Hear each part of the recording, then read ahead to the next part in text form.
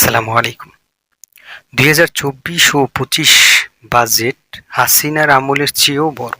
গত ২৩-২৪ বছরে সাবেক প্রধানমন্ত্রী শেখ হাসিনার যে বাজেট ছিল বাংলাদেশের, তা থেকে অনেক বড় বাজেট নির্ধারণ করা হয়েছে। যে বাজেটের পরিমাণ হচ্ছে ৮,৪৮,০০০ টাকা হতে পারে। শেখ হাসিনা সরকার শেষ অর্থাৎ ২০২৪-২০২৫ অর্থবছরের বাজেটের আকার হচ্ছে ৭,৯৭,০০০ টাকা। সেই হিসাবে আগামী বাজেটের আকার চলতি অর্থবছরের বাজেটের চেয়ে ৬.৩% বেশি হতে পারে।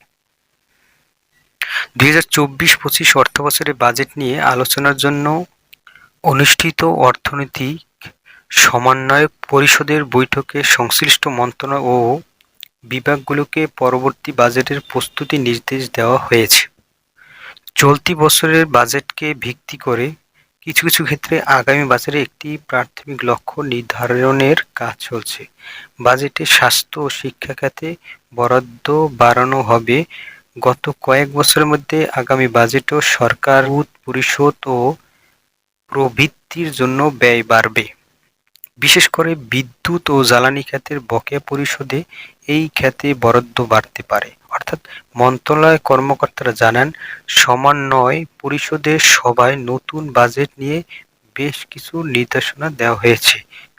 অধিকার প্রকল্প ঝুলিয়ে না রেখে আগামী অর্থবছরের মধ্যে শেষ করতে বলা হয়েছে। বিদেশি তহবিল নিশ্চিত না হলে নতুন কোনো মেগা প্রকল্প গ্রহণ না করার নির্দেশ দেওয়া হয়েছে। এছাড়াও সরকারি কর্মকর্তা-কর্মচারীদের মহা ঘোষণাও থাকতে পারে বাজেটে।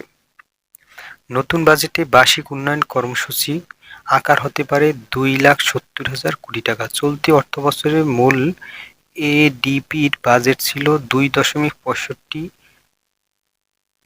টাকা, তবে এটি সংশোধনের জন্য ২.১৬ টাকা নামিয়ে আনা হতে পারে বলে জানা গেছে। তো সবাই ভালো থাকবেন, সুস্থ থাকবেন। আল্লাহ হাফেজ।